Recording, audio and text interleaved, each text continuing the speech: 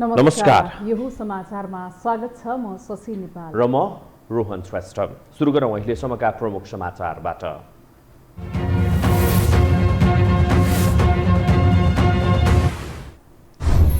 कांग्रेस केन्द्रीय कार्य समितिको बैठकमा महाधिवेशनको नयाँ कार्यतालिकाबारे छलफल। सरकारको काम प्रभावकारी नभएको आरोप। केन्द्रीय कार्यालयमा कार्यकर्ताको नाराबाजी।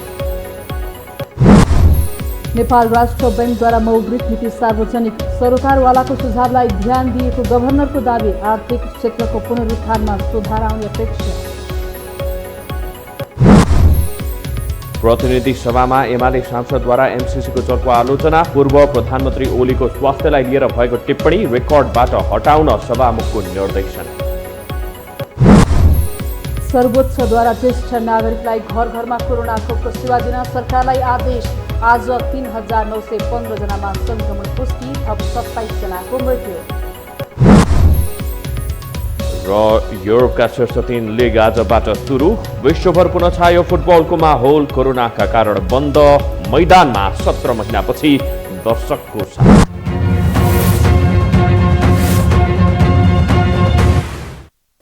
अब समाचार विस्तारमा। नेपाली कांग्रेसको केन्द्रीय कार्य समिति बैठकको दोस्रो दिन पनि पार्टीको 14औं महाधिवेशनको कार्यतालिका परिमार्जनको सम्बन्धमा सदस्यहरूले आफ्नो धारणा राखेका छन्। प्रधानमन्त्री तथा नेपाली कांग्रेसका सभापति शेरबहादुर देउवाको निजी निवास बुढानीलकण्ठमा बिहीबारदेखि सुरु भएको बैठक दोस्रो दिन पनि महाधिवेशन मिति र सरकार सञ्चालनका बारेमा सदस्यहरूले आफ्नो धारणा राखेका हुन्। प्रवक्ता विश्वप्रकाश शर्माका अनुसार आजको बैठकमा केन्द्रीय सदस्यहरू डाक्टर शेखर कोइराला, धनराज गुरुङ, मिनबहादुर विश्वकर्मा, बद्री पाण्डे, श्यामकुमार घिमिरे, रामकृष्ण यादव, किरण शर्मा पौडेल, उमाकान्त चौधरी लगायतले आफ्नो धारणा राख्नु भएको छ। बैठकपछि 14औं महाधिवेशनको परिमार्जित कार्यतालिका आउने उहाँले बताउनुभयो। बैठकमा सरकार सञ्चालन र समसामयिक राजनीतिक र अन्य विविध विषयमा पनि साझा रूपमा धारणा निर्माण हुने उहाँले उल्लेख गर्नुभयो।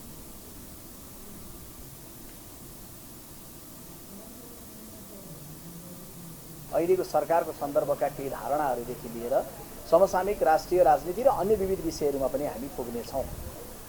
बैठकले सम्पन्न हुँदै गर्दाखेरि, छलफल हुँदै गर्दा अत्यन्त संयमतापूर्वक, एकतापूर्वक, गहिरोसँग र गम्भीरसँग छलफल भइरहेको छ। नेपाली कांग्रेस पार्टीको सिङ्गो केन्द्रीय नेतृत्व, सभापतिदेखि वरिष्ठ नेतादेखि पार्टीका पदाधिकारी, पूर्व पदाधिकारीदेखि केन्द्रीय कार्य समितिका सबै साथीहरूले अहिले सरकारमा गइसकेपछि गर्नुपर्ने गम्भीर विषयवस्तुका प्रति पनि गम्भीरता प्रकट गरिरहनु भएकै छ र सँगैमा नेपाली कांग्रेस पार्टीको घरेलु जीवनलाई व्यवस्थित गर्ने सन्दर्भमा भइरहेको हाम्रो कमी कमजोरी अनि कोरोनाको प्रतिकूलतालाई समेत समीक्षा गरिराखेर महाधिवेशनलाई सम्पन्न गर्नुपर्ने दायित्वमा पनि साझा मत संयमताका साथ प्रस्तुत गरिरहनु भएको छ। बैठकमा केन्द्रीय निर्वाचन समितिबाट प्रस्तावित भएर आएको निर्वाचन निर्देशिकामाथि पनि छलफल चलिरहेको उहाँले बताउनुभयो। नेपाली कांग्रेसको केन्द्रीय कार्यालय आफ्नै पार्टीका नेता कार्यकर्ताको घेराबन्दीमा परेको छ। पार्टीको क्रियाशील सदस्यता सम्बन्धी विवाद पार्टी नेतृत्वले सम्बोधन नगरेका कारण सानेपा स्थित कांग्रेस केन्द्रीय कार्यालय विगत 1 महिना यता आफ्नै पार्टीका नेता कार्यकर्ताको घेराबन्दीमा परेको हो। 34 दिन यता लगातार क्रियाशील सदस्यता वितरणमा भएको धाँधली छानबिन गर्ने आफूहरूको माग अझै सम्बोधन नभएकोले पार्टी केन्द्रीय कार्यालयमा सुरु गरिएको धरनालाई निरन्तरता दिन बाध्य हुनु परेको नेपाली कांग्रेस बाराका नेता उपेन्द्र यादवले बताउनुभयो। विधान विपरीत जुन चाहिँ नयाँ क्रियाशील चाहिँ धाँधली पूर्वक चाहिँ भरेका छन् त्यो चाहिँ खारिज हुनुपर्छ। त्यो हिसाबले चाहिँ हामी चाहिँ बारा जिल्लाका नेतागण कार्यकर्तागण हामी चाहिँ आज 34औं दिनदेखि धरनामा बसेका छौँ र अहिलेसम्म छानबिन समितिले केही टुङ्गो लगाएको छैन। छानबिन समितिले चाहिँ भन्छ कि बारा जिल्ला र सप्तरी जिल्ला चाहिँ व्यापक मतलब त्यसमा चाहिँ धाँधली भएको चाहिँ व्यापक चाहिँ त्यसमा भ्रष्टाचारी भएको छ।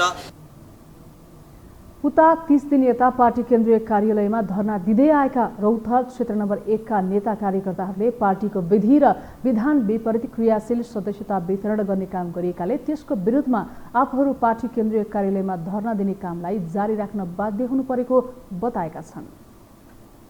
वडामा विधि विधान विपरीत नयाँ क्रियाशील भराएको इन्ट्री गरेको छ र तपाईको 98 जनालाई पुराना क्रियाशील नवीकरण गरेको छैन। धेरै वार्डमा, अधिकतर वार्डमा 31 वटा वार्डमा 41 वटा वार्डमा तपाईको फर्जी क्रियाशील फर्जी नम्बर राखिकन 13औंमा भाग नलिएका नवीकरण सदस्यहरू बनाई त्यो फर्जी हालेको छ। नेपाली कांग्रेसको क्रियाशील सदस्य सम्बन्धमा देखिएको विवादका कारण पार्टीको वडा तहको अधिवेशन समेत रोकिएको छ। पार्टीको तल्लो तहको अधिवेशन रोकिएपछि आगामी भदौ 16 देखि 19 मा काठमाडौँमा हुने कांग्रेसको 14औं महाधिवेशन पछि सार्नुपर्ने बाध्यात्मक अवस्थामा आइपुगेको छ। गठबन्धनको साथ र सर्वोच्चको परमादेशसँगै कांग्रेस सभापति शेरबहादुर देउबा प्रधानमन्त्री बनेको 1 महिना पुगेको छ। यो बीचमा देउबाले न त मन्त्रीमण्डललाई पूर्णता दिन सके न त आफैले सम्हालेको मन्त्रालयमा तदारुकताका साथ काम नै गर्न सके, जसले गर्दा देउबाले जनस्तरबाट आलोचना खेप्नु परेको छ। एक रिपोर्ट। गठबन्धनको साथसँगै प्रधानमन्त्री बनेका शेरबहादुर देउवाले 1 महिनाको समय सीमा गुजारिसकेका छन्। यसबीचमा देउवाले मन्त्रीमण्डललाई पूर्णता दिन नसकेको भन्दै निकै आलोचना खेपिरहनु परेको छ। आफूसँगै 4 जना मन्त्री नियुक्त गरेका देउवाले त्यसको 15 दिनपछि स्वास्थ्य राज्यमन्त्रीमा उमेश श्रेष्ठलाई नियुक्त गरेका थिए। व्यावसायिक पृष्ठभूमिका व्यक्तिलाई स्वास्थ्य मन्त्रालयमा ल्याएको भन्दै देउवाको सो कदमको सर्वत्र आलोचना समेत भएको थियो। त्यसपछि बाँकी 17 मन्त्रालय अहिले पनि खाली छन्। सरकार गठन भएको 1 महिना पूरा हुँदा समेत सरकारलाई पूर्णता दिन नसक्नुले प्रधानमन्त्रीको कार्यक्षमतामाथि नै प्रश्न उठ्न थालेको छ। त्यसो त केपी ओली सरकारबाट हट्नु 1 महिना अघि पनि मुलुक 4 मन्त्रीको भरमा चलेको थियो। त्यसबेलादेखि नै अधिकांश मन्त्रालयहरू मन्त्रीविहीन भएर चलेका छन्, जसमा वर्तमान सरकारले पनि पूर्णता दिन सकिरहेको छैन। यो त भयो मन्त्रीमण्डलको विषय। देशको अन्य नीतिगत कुरामा पनि सरकारले ठोस निर्णय गर्न सकिरहेको छैन, जुन विषयलाई लिएर प्रतिपक्षीय दल आक्रामक रूपमा प्रस्तुत हुन थालिसकेको छ। एमसीसी बिर्सिनु भयो क्या? एमसीसी त यहाँ त खै मैले त देखिनँ यता कतै। एमसीसी छैन कहीँ।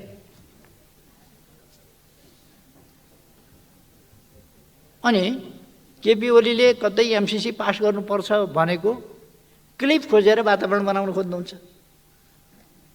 गाली गर्ने, फेरि मेरै क्लिप बजाएर वातावरण बनाउन खोज्ने।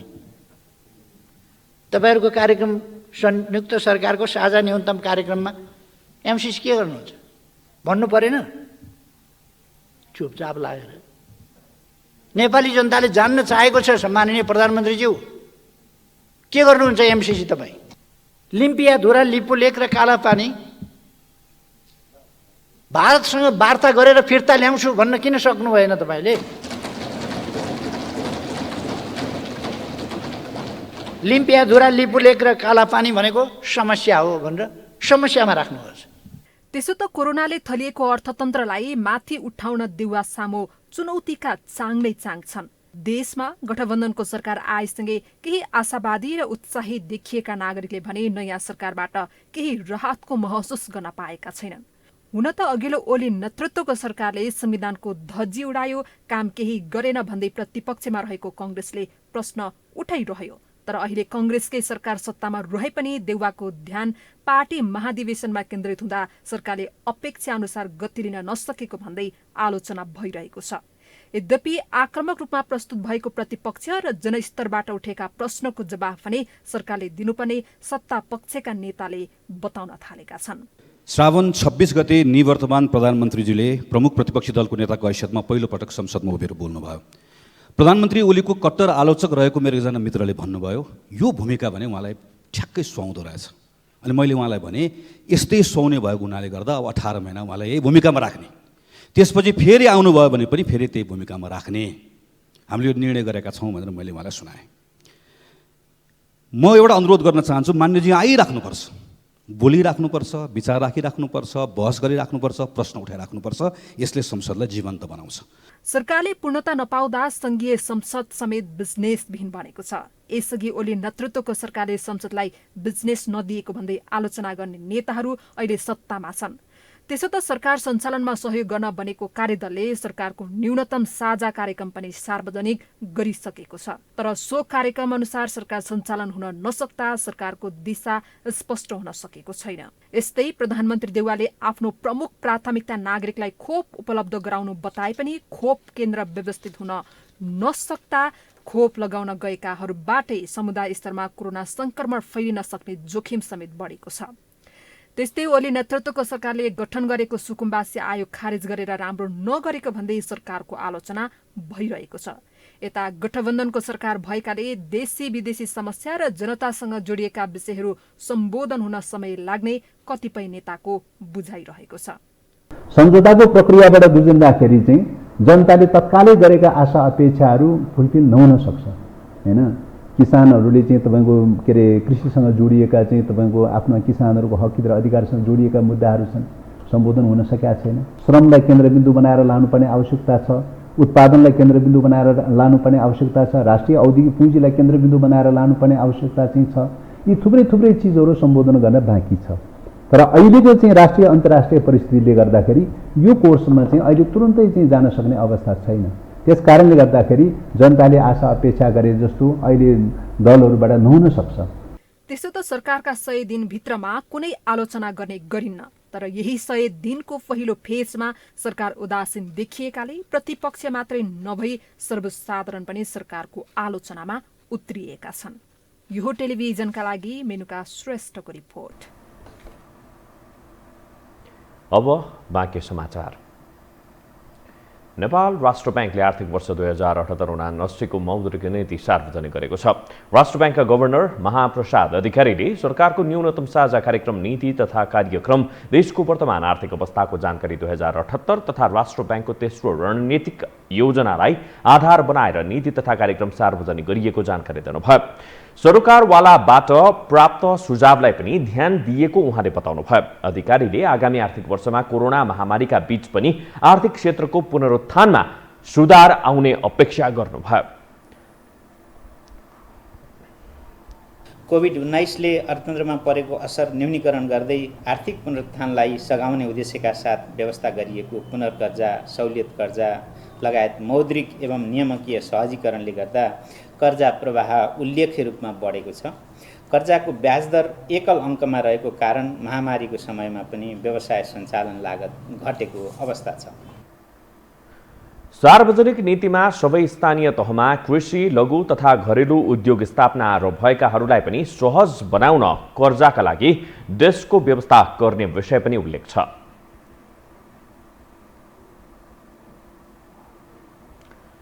जनप्रतिनिधिहरूको सर्वोच्च थलो प्रतिनिधि सभा व्यक्तिगत आरोप प्रत्यारोपको केन्द्र बनेको छ। एजेन्डा र राष्ट्रिय चासोका विषयमा छलफल हुनुपर्ने यो संस्था पछिल्लो समय नेताहरूको आक्रोश पोख्ने थलो बनेको छ। फलत बिहिबारको संसदमा पूर्व प्रधानमन्त्री ओलीको स्वास्थ्यलाई लिएर एक पूर्व मन्त्रीले दिएको अभिव्यक्ति संसदको रेकर्डबाटै हटाइएको छ। संसदमा पछिल्लो समय एजेन्डा र राष्ट्रिय चासोका विषयमा छलफल हुनुभन्दा बढी आरोप प्रत्यारोप हुने गरेको छ। यसअघि उच्च पदमा रहेकाहरूले समेत संसदमा तल्लो स्तरको भाषा प्रयोग गर्न थालेपछि उनीहरूको संसदीय मूल्यमान्यता र मर्यादाप्रतिको सम्मान प्रष्ट भएको छ। बिहिबारको संसदमा पूर्व मन्त्री समेत रहेका नेकपा माओवादी केन्द्रका सांसद मातृका यादवले पूर्व प्रधानमन्त्री केपी शर्मा ओलीको स्वास्थ्यलाई लिएर टिप्पणी गरेपछि विवाद भएको छ। विशेष समयमा बोल्दै यादवले ओली मेन्टल्ली र फिजिकल्ली ठिक नभएको टिप्पणी गरेपछि एमाले संसदीय दलका प्रमुख सचेतक विशाल भट्टराईले नियम आपत्ति नै जनाए। ती शब्द अमर्यादित र संसदलाई नसुहाउने अभिव्यक्तिहरू गम्भीर र आपत्तिजनक भएको भन्दै रेकर्डबाट हटाउन सभामुखको ध्यानकर्षण गराएका थिए। फलत सभामुख अग्निप्रसाद सापकोटाले यादवले बोलेका ती शब्दहरू हटाउन रुलिङ गरेका छन्। यादवले बोल्ने क्रममा प्रयोग गरेको शब्द प्रतिनिधि सभा नियमावलीको नियम 21 को खण्ड ङ को प्रतिकूल हुने देखिएको भन्दै सो शब्द सचिवालयको रेकर्डबाट हटाउन रुलिङ गरेका हुन्। सभामुखले रुलिङ गर्नुअघि शुक्रबार पनि एमालेका प्रमुख सचेतक भट्टराईले संसद निम्छरा शब्दहरू प्रयोग गर्ने ठाउँ नभएको भन्दै संसदको इज्जत र प्रतिष्ठा बचाउनका लागि यादवले प्रयोग गरेको अमर्यादित शब्दहरू रेकर्डबाट हटाउन माग गरेका थिए। प्रतिनिधि सभा सदस्यज्यूले व्यक्तिप्रति इङ्गित गरेर मानसिकता खराब भएको, मेन्टल्ली डिसअर्डर भएको जस्ता अभिव्यक्तिहरू पटक पटक दोहोऱ्याएर भन्नुभयो। म प्रश्न गर्न चाहन्छु, त्यो भन्ने अधिकार उहाँलाई कहाँबाट छ? त्योसँग उहाँसँग के प्रमाण छ? के तथ्यका आधारमा यो कुरा उहाँले गर्दै हुनुहुन्छ? उहाँसँग आधार के छ? कसले प्रमाणित गरेको छ?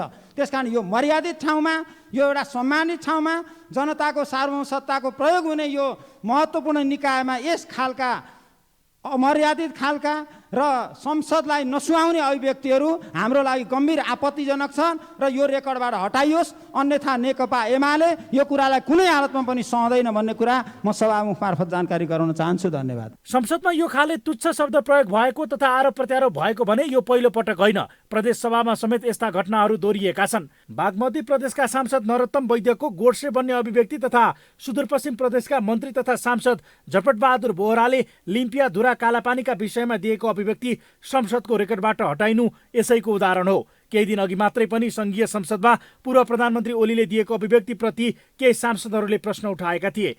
अरूलाई होच्याउने र खसाल्ने स्वभाव ओलीका हरेक भाषणमा झल्किन्छ, जुन संसदमा सम्बोधनका क्रममा पनि देखिएको थियो। उनको संसदको भाषण सुनेर आफूलाई दिक्क लागेको र धिक्कार भन्न मन लागेको राष्ट्रिय सभा सदस्य रामनारायण बिडारीले बताएका थिए। पूर्व प्रधानमन्त्री भइसकेको मान्छेले संसदमा बोल्दा सैद्धान्तिक, विधिशास्त्रीय तथा संसदीय कुरामा ध्यान दिनुपर्ने उनको भनाइ थियो। प्रतिनिधि सभा त जनताका प्रतिनिधि सोझै ठ्याक्कै प्रत्यक्षै तिनीहरूले गर्ने कुरा जनताकै भाषा हुन्छ। त्यहाँ त यहाँ पनि हामीले जनताका कुरा गर्ने। त्यसै भएको हुनाले म प्रष्ट रूपमा भन्न चाहन्छु, प्रधानमन्त्री भइसकेको मान्छेहरूले गर्ने संसदको भाषण सुनेपछि दिक्क लाग्यो र तिनीहरूलाई धिक्कार भन्न मन लाग्यो। एउटा प्रधानमन्त्री भइसकेको मान्छेले सदनमा बोल्ने सैद्धान्तिक कुरा के हो? एउटा विधिशास्त्रीय कुरा के हो? एउटा संसदीय कुरा के हो? बहुदलीय जननिर्वाचित पद्धतिमा संसद सर्वोच्च जनप्रतिनिधि थलो हो। त्यहाँ बस्ने सौभाग्य पाएका व्यक्तिहरू सार्वभौम जनताका प्रतिनिधि हुन्, जसको अभिव्यक्ति, व्यवहार र आचरण सार्वभौम हैसियत अनुरूप र सुहाउँदो हुनुपर्छ। तर दुर्भाग्य, संसद कहिलेकाहीँ राजनीतिक रत्यौलीको थलो बन्ने गरेको छ। अर्थात् संसद अश्लील तथा गाली गलौजको थलो बन्नुका साथै अशिष्ट र अमर्यादित किसिमले पूर्व शासकहरू विरुद्ध अभिव्यक्तिको छुट पनि केही सांसदहरूले पाएका छन्। यस्ता कार्यले गरिमामय संसदकै धजी उडेको छ भने जननिर्वाचित प्रतिनिधिहरूको समेत हैसियत प्रष्ट भएको छ। यो हो टेलिभिजनका लागि कुलचन्द्र विष्ट, काठमाडौँ।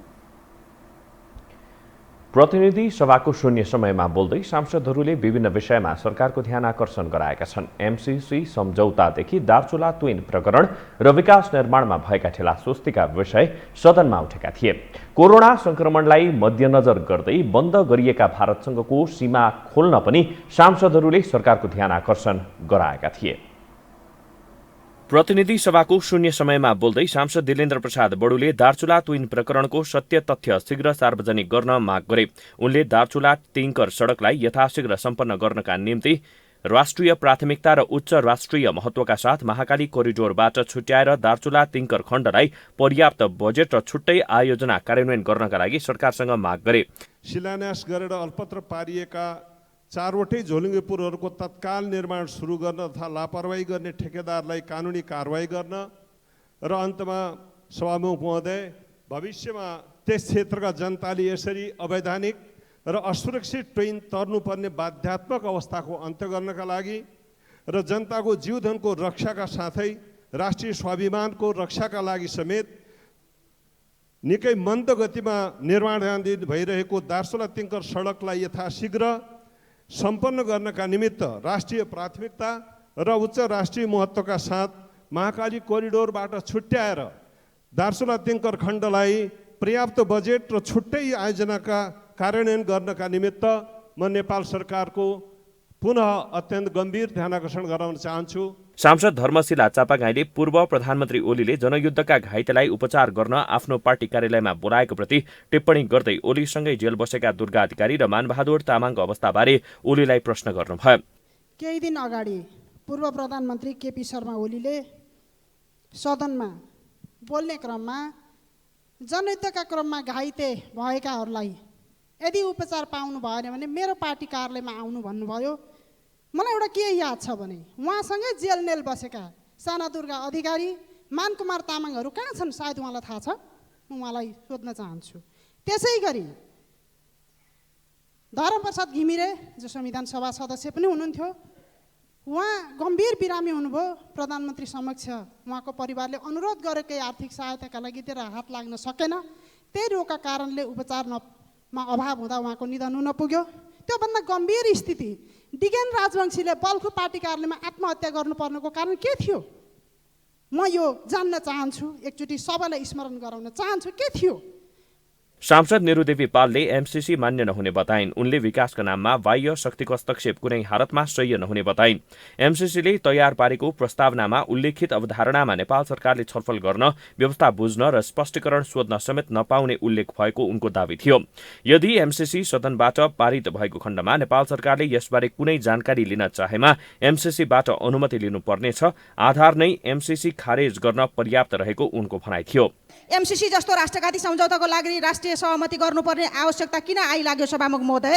एमसीसीले तयार पारेको प्रस्तावनामा उल्लेखित अवधारणामा नेपाल सरकारले छलफल गर्न, व्यवस्था बुझ्न र स्पष्टीकरण सोध्न समेत पाउने छैन। एमसीसी सम्झौतामा भएको कानुन नेपालको संविधानसँग बाँझिएको खण्डमा स्वतः नेपालको संविधानमा उल्लेखित कानुन लागू हुनुपर्ने होइन र दुवै कानुन बाँझिएको खण्डमा एमसीसीमा उल्लेखित कानुन लागू हुने भनिएको छ। एमसीसी परियोजनाका लागि मागिएको भूभाग र स्रोत अर्को कुना गर्न नपाउने गरी कानुनी रूपमा हस्तान्तरण गर्न भनिएको छ। यदि एमसीसी सदनबाट पारित भएको खण्डमा नेपाल सरकारले यसबारे कुनै जानकारी लिन चाहेमा एमसीसीबाट अनुमति लिनुपर्नेछ। यिनै आधारहरू काफी छैनन् र सभामुख महोदय एमसीसी खारेज गर्नका लागि। त्यसैगरी सांसद नारद मुनि राणाले स्वास्थ्य सामग्री सहयोगका निम्ति अमेरिकन सेनाहरू जिल्ला जिल्ला घुमिरहेको भन्दै यसबारे सरकार बेखबर रहेको बताए। सांसद डाक्टर डिला संग्रौला पन्तले गोरखा सैनिकहरू विभिन्न माग राखी बेलायतमा आमरण अनसन बसिरहेको प्रति नेपाल सरकारको ध्यान आकर्षण गराउँदै कूटनीतिक माध्यमबाट ब्रिटिश सरकारसँग वार्ता गर्न सरकारसँग माग गरिन्। सांसद दामोदर भण्डारीले दार्चुलामा ट्विन तर्ने क्रममा बेपत्ता जयसिंह धामी प्रकरणको 15 दिन बितिसक्दा पनि सरकारले कूटनीतिक पहल र वार्ता नगरेको आरोप लगाए। सांसद दिलकुमारीले कोभिड संक्रमणका कारण बन्द भएको प्रदेश 2 अन्तर्गतको नेपाल भारत सीमा खुला गर्न माग गरिन्। शून्य समयमा बोल्दै सांसदहरूले आफ्नो क्षेत्रको विकास निर्माणका काममा ढिलासुस्ती भएको भन्दै छिट्टै सम्पन्न गराउनका लागि सरकारको ध्यानाकर्षण समेत गराएका थिए। हामीसँग समाचार बाँकी नै छन्, अहिलेलाई विश्राम।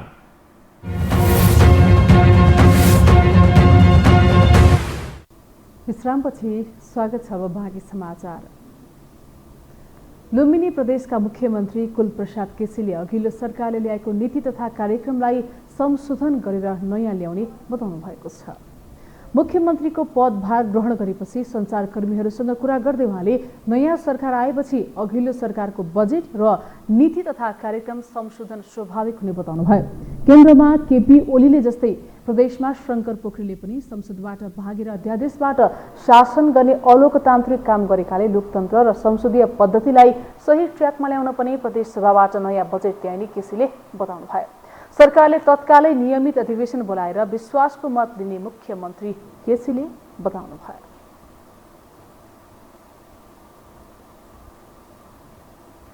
प्रधानमन्त्री निवास बालुवाटार अघि प्रदर्शन गर्न पुगेका शिक्षकहरूलाई प्रहरीले नियन्त्रणमा लिएको छ। आज नेपाल शिक्षक महासङ्घको नेतृत्वमा प्रधानमन्त्रीको सरकारी निवास बालुवाटार अगाडि शान्तिपूर्ण धरना कार्यक्रममा सहभागी हुन पुगेका शिक्षकहरूलाई प्रहरीले नियन्त्रणमा लिएको हो। प्रहरीले प्रदर्शनमा पुगेका अनुमानित 150 शिक्षकहरूलाई नियन्त्रणमा लिएको छ। महासङ्घले वार्षिक बजेटको 20% शिक्षा क्षेत्रमा छुट्याउनुपर्ने, शिक्षण पेसालाई सम्मानित बनाइनुपर्ने, शिक्षकको सामूहिक रूपमा बढुवा गराइनुपर्ने, द्वन्द्व पीडित शिक्षकहरूको समस्या समाधान गरिनुपर्ने, विद्यालय कर्मचारीलाई सङ्घीय सरकारको तलब भत्ताको व्यवस्था गर्नुपर्ने र उच्च मावि र राहतका अनुदानका दरबन्दीलाई आन्तरिक प्रतिस्पर्धा गराए स्थायी गरिनुपर्ने लगायतका विभिन्न मागहरू राख्दै गत वैशाखदेखि आन्दोलन गर्दै आएको छ।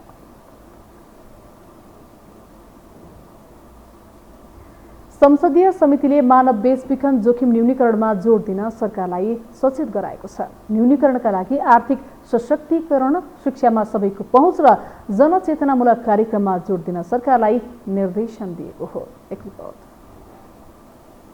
संघीय संसद प्रतिनिधि सभा अन्तर्गतको महिला तथा सामाजिक समितिको शुक्रबार सिंहदरबारमा बसेको बैठकले मानव बेचबिखन जोखिम न्यूनीकरणका लागि आर्थिक सशक्तिकरण, शिक्षामा सबैको पहुँच र जनचेतनामूलक कार्यक्रममा जोड़ दिन गृह मन्त्रालय र संघीय मामिला तथा सामान्य प्रशासन मन्त्रालयलाई निर्देशन दिएको हो।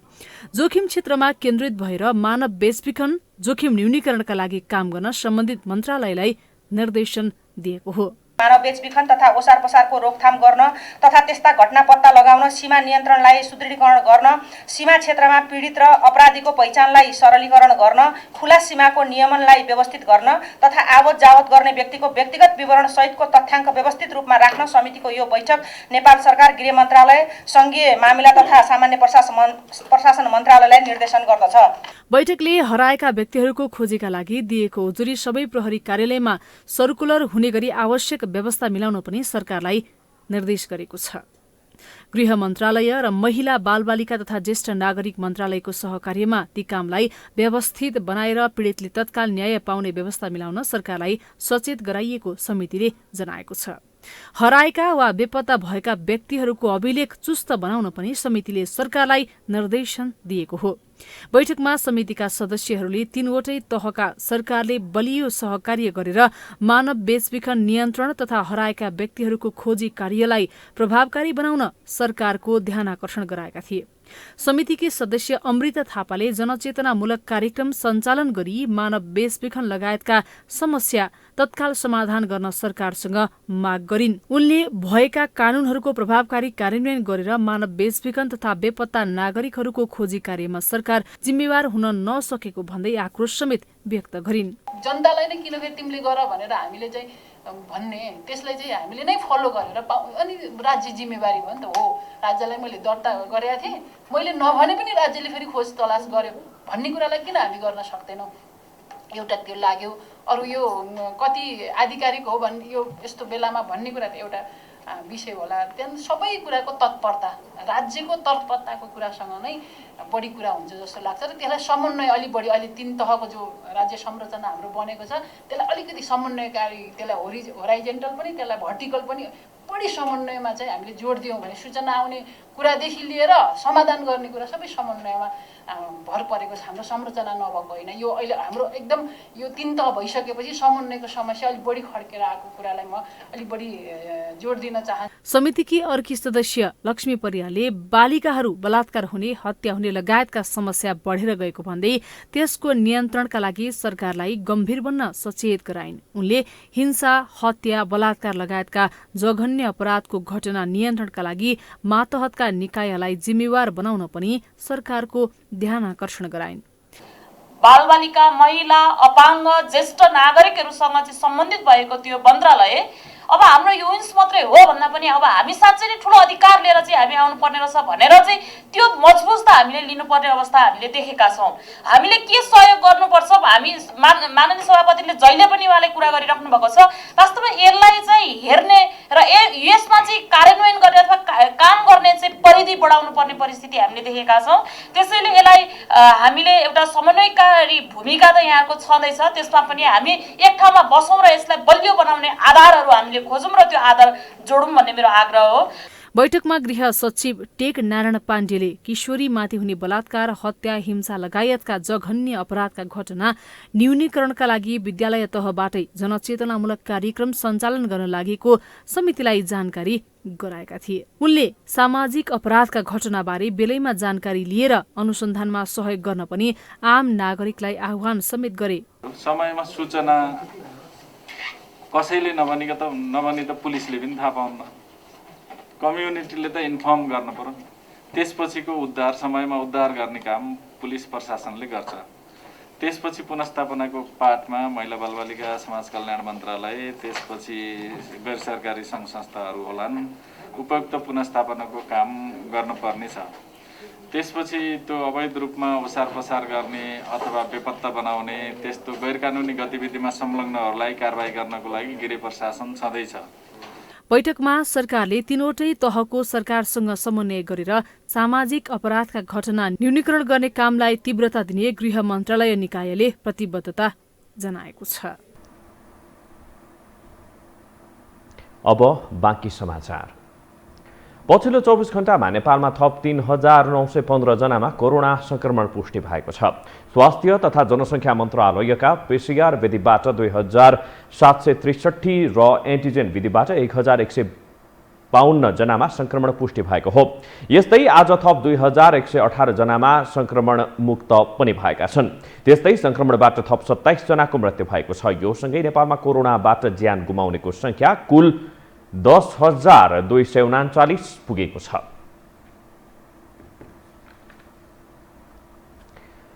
सर्वोच्च अदालतले ज्येष्ठ नागरिकलाई घर घरमा पुगेर कोभिड-19 विरुद्धको खोप सेवा दिन सरकारलाई अन्तरिम आदेश गरेको छ। प्रवेश केसीले ज्येष्ठ नागरिकलाई खोपमा सहजता गर्न माग गरेर रिट निवेदन दर्ता गराएका थिए। सो रिटको सुनवाई गर्दै न्यायाधीश प्रकाश कुमार ढुङ्गानाले आज ज्येष्ठ नागरिकलाई घर घरमा पुगेर कोरोना खोपको व्यवस्था गर्न आदेश दिएको हो। खोप केन्द्रमा जान असमर्थ ज्येष्ठ नागरिक, विस्तारमा रहेका हिडडुल गर्न नसक्ने, अस्पतालले पहिचान गरेको दीर्घरोगीहरू तथा फरक क्षमता भएका र दुवै आँखा नदेख्नेहरूलाई घर घरमा खोप सेवा दिन अदालतले अन्तरिम आदेश गरेको छ।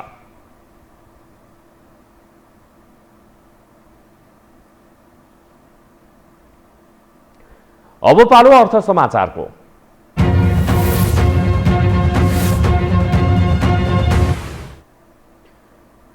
यो साता नेपाली शेयर बजारमा उत्साह नै देखियो। लगानीकर्ताको मुख्य आकर्षण विकास बैंक समूहमा देखिँदा बजारमा लगानीकर्ताको चाम देखिएको छ।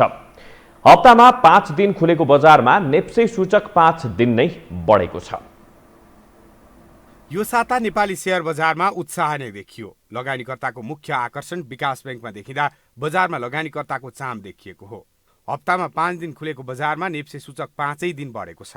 समग्रमा बजार गत साताको अन्तिम दिनको तुलनामा 71.36 अङ्कले बढ्दै अहिलेसम्मकै उच्च बिन्दु 3178.91 बिन्दुमा आइपुगेको छ। यो साता लगानीकर्तालाई बजारले उत्साह दिने क्रममा अहिलेसम्मकै उच्च बिन्दु बजारले यही साता बनाएको हो।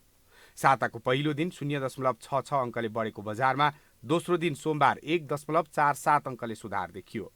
त्यसैगरी तेस्रो दिन मंगलबार बजार 51.97 अङ्कले सुधार आएको थियो। यो साता कारोबार रकममा पनि उत्साह नै देखियो। साताको पहिलो दिन 14 अर्ब 30 करोड बढीको कारोबार भएकोमा साताको दोस्रो दिन केही कारोबार रकममा गिरावट आउँदै 14 अर्ब 13 करोडमा सीमित भएको थियो। तर साताको तेस्रो दिन मंगलबार भने बजारमा 17 अर्ब 84 करोड भन्दा बढीको कारोबार भयो।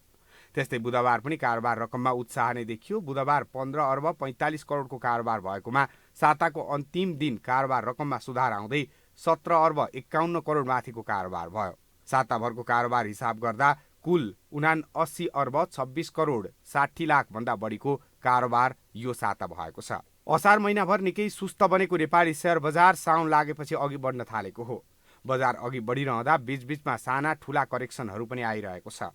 साउन भदौमा अधिकांश वर्षहरूमा अधिकांश समयमा शेयर बजारमा रौनकता आउने गर्छ। यस समयलाई शेयर बजारको प्रमुख सिजनका रूपमा पनि लिइन्छ।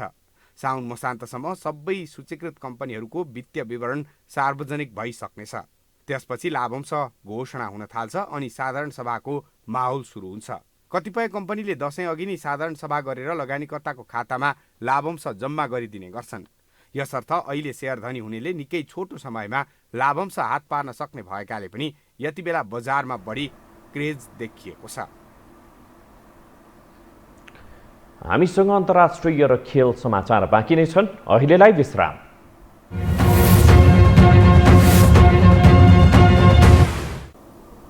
विश्रामपछि पुनः स्वागत छ। अब पालो अन्तर्राष्ट्रिय समाचारको।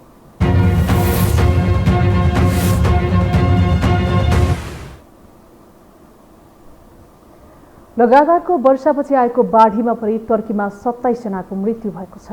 अधिकारीहरूका अनुसार देशको उत्तरी क्षेत्रमा पर्ने सामुद्रिक तटीय क्षेत्रमा आएको बाढीमा परि उनीहरूको मृत्यु भएको हो। बाढीमा परेर केही व्यक्ति अझै बेपत्ता रहेको र उनीहरूको खोजी तथा उद्धारको प्रयास भइरहेको पनि जनाइएको छ। राष्ट्रपति रेसेप एर्डोगानले घटनाप्रति दुःख व्यक्त गर्दै आवश्यक सहयोग उपलब्ध गराउने प्रतिबद्धता जनाएका छन्।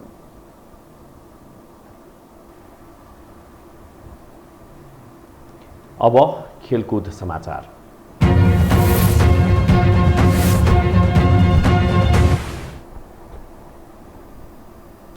विश्वमा रहेका फुटबल प्रशंसकहरूको ध्यान तान्न सफल युरोपका शीर्ष लिगहरू आजबाट सुरु हुँदैछन्। युरोपका शीर्ष 3 लिग इङ्ग्लिस प्रिमियर लिग, ला लिगा र बुन्डेसलिगाका नयाँ सिजन आज राति 1:15 बजेपछि सुरु हुँदैछ। यो सँगै फेरि पनि विश्वभर फुटबलको माहौल जन्मिने भएको छ। फुटबलको लामो इतिहास बोकेको र सर्वाधिक लोकप्रिय इङ्ल्यान्डको इङ्ग्लिस प्रिमियर लिग EPL को नयाँ सिजन आजबाट सुरु हुँदैछ। कोरोनाका कारण बन्द मैदानमा खेलाइएको प्रिमियर लिग 17 महिनापछि दर्शकसहित फर्कँदैछ। 3 पटकको लिग विजेता आर्सेनलले 12 वर्षपछि लिगमा पुनरागमन गरेको क्लब ब्रेन्टफोर्डसँग प्रतिस्पर्धा गर्दै नयाँ सिजनको उद्घाटन गर्नेछ। केही समयदेखि खराब प्रदर्शनबाट गुज्रिरहेको आर्सेनल सिजनको पहिलो खेल जित्दै सुखद सुरुवात गर्न चाहन्छ। त्यस्तै प्लेअफमा स्वान्सी सिटीलाई 2-0 ले हराउँदै लिगमा स्थान पक्का गरेको ब्रेन्टफोर्ड पनि पहिलो खेलमा जित निकाल्दै लिगमा आफ्नो दावेदारी साबित गर्न चाहन्छ। वेस्ट लन्डनको टिम ब्रेन्टफोर्डले 2009 पछि प्रिमियर लिगमा पुनरागमन गर्न लागेको हो। यो खेल ब्रेन्टफोर्डको घरेलु मैदान ब्रेन्टफोर्ड कम्युनिटी स्टेडियममा नेपाली समयअनुसार रातको 12:45 मा हुनेछ। यस सिजनमा ब्रेन्टफोर्डसँगै नरिस सिटी र वाटफोर्ड पनि प्रिमियर लिगमा उक्लिएको छ। युरोपको अर्को सफल लिग स्पेनिस ला लिगा पनि आज राति 12:45 बजेपछि नै सुरु हुँदैछ। भ्यालेन्सिया र गेटाफेको खेलसँगै यस लिगको नयाँ सिजन सुरुवात हुनेछ। भ्यालेन्सियाले घरेलु मैदान मेस्टल्लामा गेटाफेको स्वागत गर्दैछ। तर यस वर्षको ला लिगामा भने केही फरक देखिनेछ। 17 वर्षदेखि बार्सिलोनाको सिनियर टिममा देख्दै आएका लियोनल मेसीलाई भने देख्न पाइने छैन। 2018 पछि रियल मड्रिडका striker Cristiano Ronaldo Italian league Serie A मा आबद्ध भएपछि नै केही खस्केको ला लिगा मेसीको बहिर्गमनले भने लिगको चाम घटाउने पक्का छ। ला लिगा कमजोर बनिरहेको छ भने उसको खराब आर्थिक अवस्थाले पनि पुष्टि गर्छ। गत सिजनमा मात्रै ला लिगाले 2 अर्ब भन्दा बढी आर्थिक संकट बेहोरेको थियो। यसका बावजुद पनि ला लिगा रोमाञ्चक हुने केही पक्ष भने देखिएको छ।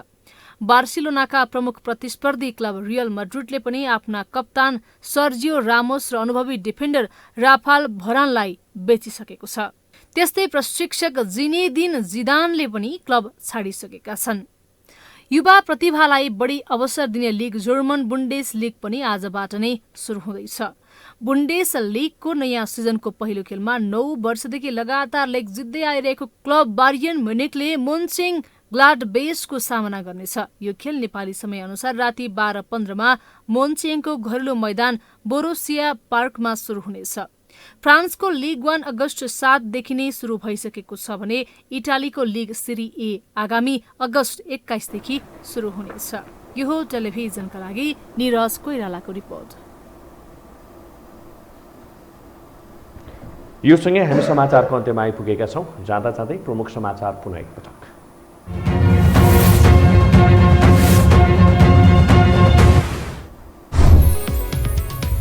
कांग्रेस केन्द्रीय कार्य समितिको बैठकमा महाधिवेशनको नयाँ कार्यतालिकाबारे छलफल। सरकारको काम प्रभावकारी नभएको आरोप। केन्द्रीय कार्यालयमा कार्यकर्ताको नाराबाजी। नेपाल राष्ट्र बैंकद्वारा मौद्रिक नीति सार्वजनिक सरकारवालाको सुझावलाई ध्यान दिएको गभर्नरको दावी। आर्थिक क्षेत्रको पुनरुत्थानमा सुधार आउने अपेक्षा। प्रतिनिधि सभामा एमाले सांसदद्वारा एमसीसीको चर्को आलोचना। पूर्व प्रधानमन्त्री ओलीको स्वास्थ्यलाई लिएर भएको टिप्पणी रेकर्डबाट हटाउन सभामुखको निर्देशन। सर्वोच्चद्वारा ज्येष्ठ नागरिकलाई घर घरमा कोरोना खोपको सेवा दिन सरकारलाई आदेश। आज 3915 जनामा संक्रमण पुष्टि, थप 27 जनाको मृत्यु। र युरोपका शीर्ष 3 लिग आजबाट सुरु। विश्वभर पुनः छायो फुटबलको माहौल। कोरोनाका कारण बन्द मैदानमा 17 महिनापछि दर्शकको साथ।